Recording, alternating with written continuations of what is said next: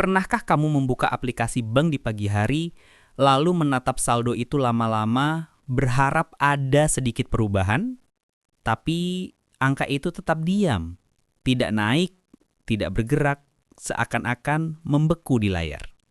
Kamu menatapnya lagi, mengulang geser layar, seolah-olah dengan melihat sekali lagi angka itu akan berubah. Namun tetap saja, saldo yang sama. Saldo yang membuatmu bertanya, kenapa uangku tidak naik? Apa aku yang salah? Padahal kalau kamu pikir-pikir, kamu sudah berusaha. Kamu menahan diri, mengurangi jajan, menunda keinginan, mencatat pengeluaran, menabung setiap bulan, mengikuti nasihat lama. Yang penting nabung dulu. Tapi tetap saja, ada sesuatu yang tidak seimbang. Meski kamu sudah disiplin, saldo itu seperti air di telapak tangan. Ada, tapi tidak pernah cukup. Ada, tapi tidak pernah bertambah signifikan. Dan diam-diam, muncul pertanyaan yang lebih dalam. Untuk apa aku menabung? Kalau hasilnya tetap begini. Inilah titik di mana kebenaran mulai terlihat. Karena di balik tampilan bank yang rapi dan modern, di balik aplikasi yang membuatmu merasa aman, ada sistem halus yang bekerja tanpa suara. Sebuah sistem yang membuat bank selalu untung, meski nasabah merasa berputar di tempat. Bukan karena kamu tidak pintar, bukan karena kamu tidak disiplin, bukan karena kamu tidak berusaha keras, tapi karena tabungan memang tidak dirancang untuk membuatmu kaya. Mari kita lihat sejenak. Saat kamu menabung, kamu hanya melihat angka yang tetap, tapi kamu tidak melihat inflasi yang perlahan memangkas nilai uangmu. Kamu tidak melihat biaya admin kecil yang setiap bulan menggerogoti saldo. Kamu tidak melihat bunga tabungan yang jauh lebih kecil dari kenaikan harga barang. Kamu tidak melihat bahwa uangmu sebenarnya diam, sementara uang bank terus bergerak. Dan ironisnya, kita tumbuh dalam budaya yang berkata, kalau ingin aman, taruh uangmu di bank. Tidak ada yang menjelaskan bahwa uang yang diam sebenarnya kalah perlahan. Tidak ada yang menjelaskan bahwa menabung saja sudah tidak cukup di zaman ini. Tidak ada yang menjelaskan bahwa saldo yang terlihat stabil bukan berarti nilainya stabil. Ini bukan soal menyalahkan bank. Bank punya perannya sendiri. Mereka bagian dari sistem ekonomi modern. Namun, sistem itu jelas lebih menguntungkan mereka dibanding nasabah pasif. Hari ini, kita membuka pintu yang jarang orang buka. Kita membahas apa yang tidak pernah muncul di iklan bank, apa yang tidak diajarkan di sekolah, dan apa yang jarang dibicarakan teman atau keluarga. Kita akan memahami mengapa uang yang kamu simpan justru kehilangan nilai, mengapa saldo yang diam itu sebenarnya bergerak mundur, dan yang terpenting, bagaimana mengubah cara berpikir agar kamu bisa bertahan, bahkan menang di dunia finansial yang selalu bergerak dan tidak pernah menunggu siapapun. Karena di era sekarang, yang diam akan tertinggal, yang tidak sadar akan kalah, dan yang hanya mengandalkan tabungan tidak akan pernah mencapai kebebasan finansial. Inilah titik awal perjalanan itu. Perjalanan membuka mata, perjalanan memahami sistem perbankan modern bukan dari permukaannya, tetapi dari cara kerjanya yang sesungguhnya.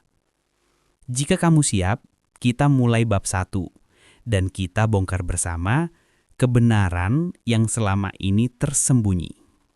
Kenapa saldo tabungan tidak pernah benar-benar naik? Coba bayangkan ini. Kamu menabung bulan demi bulan. Setiap kali gajian, kamu pisahkan sedikit. Kamu sudah mengurangi jajan, menghindari belanja impulsif, bahkan sering menunda keinginan pribadi. Namun, ketika kamu membuka aplikasi bank, angka itu tetap saja tidak bergerak signifikan. Seakan-akan ada kaca tak terlihat yang menahan uangmu untuk tumbuh. Dan disinilah banyak orang keliru. Mereka mengira uang mereka stagnan, padahal kenyataannya uang itu sedang mundur secara perlahan. Kenapa bisa begitu? Semuanya dimulai dari musuh halus yang bekerja setiap hari tanpa suara. Inflasi. Inflasi adalah proses ketika harga-harga naik, tetapi nilai uangmu tetap sama. 1 juta rupiah tahun ini tidak sama nilainya dengan 1 juta rupiah tahun depan. Harga beras naik, harga minyak naik, biaya hidup naik, semua naik. Tapi tabunganmu tetap. Bunga tabungan hanya sekitar 0,5–1%. Sementara inflasi bisa 3–5%. Artinya, kamu kalah bahkan ketika kamu tidak melakukan apa-apa. Ini seperti kamu berlari di treadmill. Kamu bergerak, kamu berkeringat, kamu merasa berusaha, tapi kamu tidak maju satu langkah pun. Lalu ditambah lagi dengan biaya administrasi kecil-kecil. Biaya kartu ATM, biaya admin bulanan, biaya layanan digital, biaya saldo minimum. Angkanya kecil, 1.000, 2.000, 10.000. Tapi ketika dikumpulkan, itu perlahan menggerogoti saldo tanpa kamu sadari. Dan ironisnya, kamu tidak pernah memprotes. Kenapa? Karena bank membuat semuanya terlihat wajar, rapi, teratur, seperti aturan alam yang tidak bisa diganggu. Padahal, jika kamu lihat gambaran besarnya, tabunganmu berjalan pelan, sementara inflasi dan biaya berjalan lebih cepat.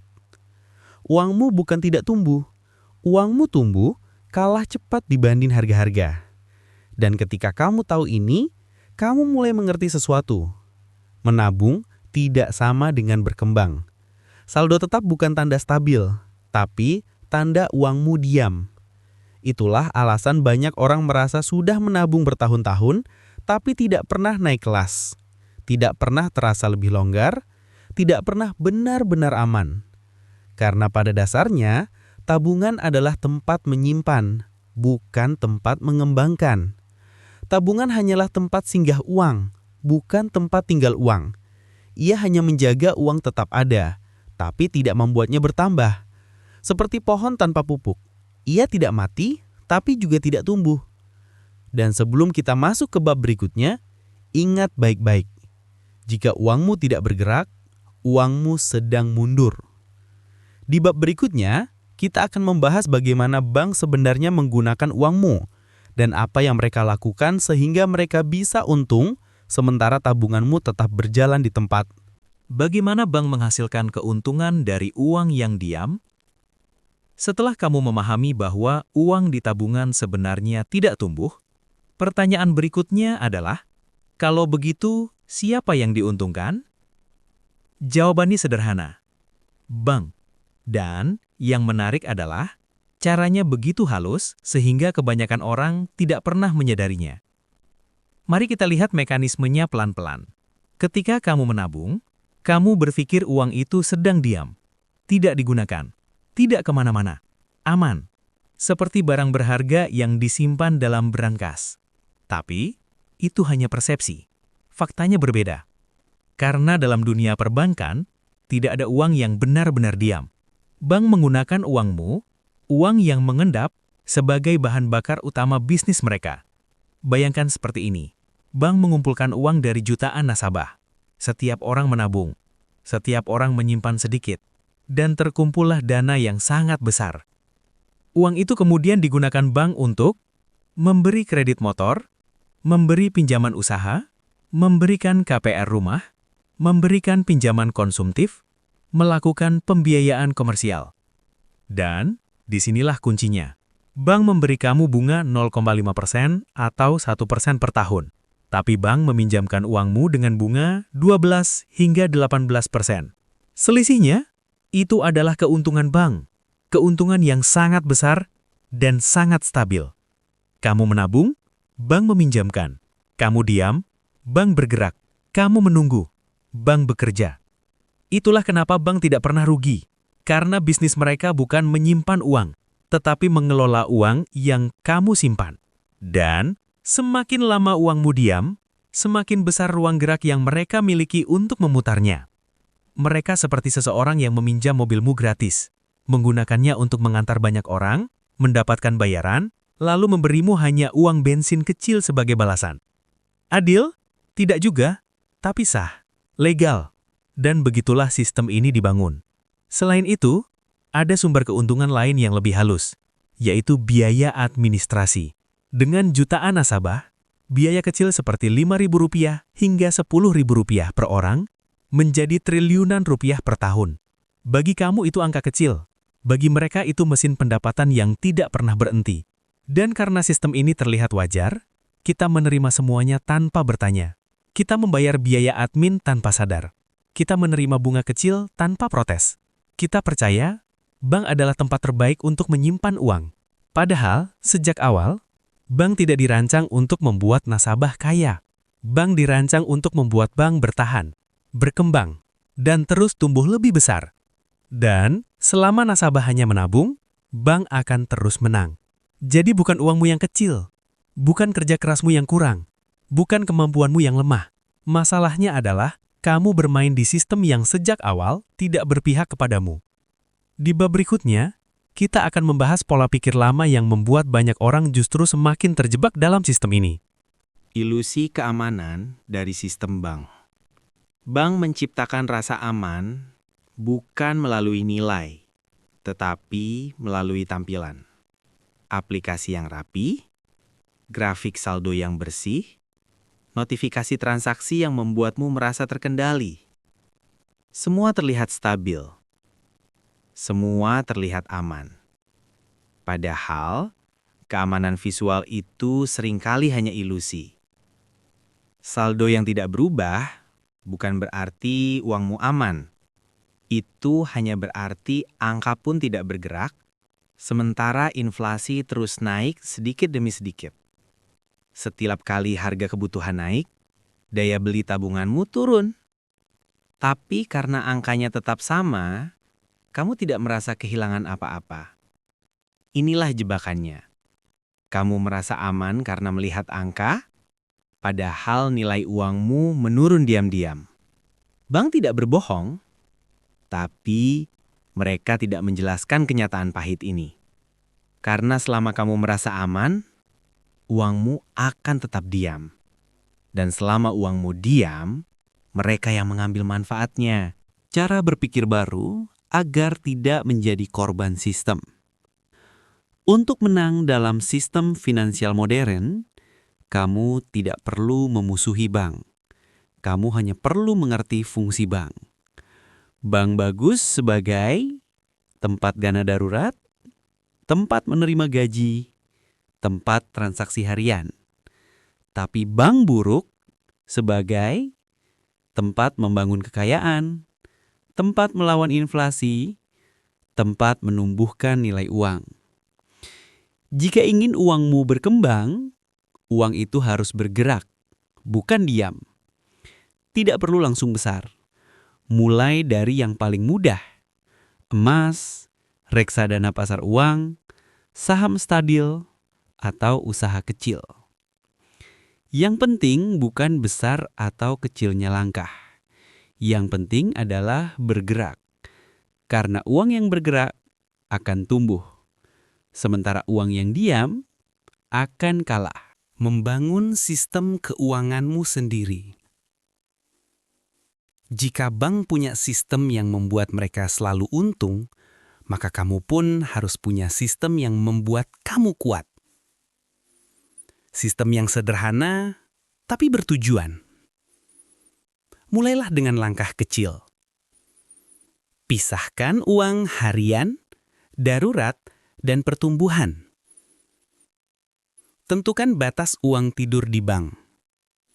Pilih satu aset saja untuk dipelajari lebih dalam.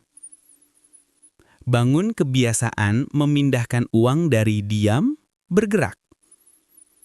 Evaluasi arus uang setiap bulan. Dengan sistem seperti ini, kamu tidak lagi jadi penonton dalam permainan finansial. Kamu menjadi pemain. Kamu memiliki arah. kamu tidak lagi bergantung pada tabungan saja. Dan sedikit demi sedikit, kamu membangun jalanmu sendiri menuju kebebasan finansial. Kesadaran baru, langkah baru. Pada akhirnya, satu hal penting harus kamu ingat. Bank bukan musuhmu. Tapi, bank juga bukan alat untuk membuatmu kaya.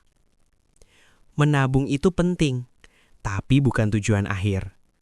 Tabungan hanya alat bantu untuk bertahan, bukan alat untuk berkembang. Kalau kamu ingin hidupmu berubah, bukan jumlah gajimu yang harus berubah, tetapi cara berpikirmu tentang uang. Uang harus punya tujuan, uang harus bergerak, uang harus diarahkan. Dan ketika kamu mulai menggerakkan uangmu, meski sedikit, meski pelan, saat itulah hidupmu mulai berubah. Karena pada akhirnya, yang menentukan masa depanmu bukan bank, bukan sistem, tetapi keberanianmu mengambil langkah kecil hari ini.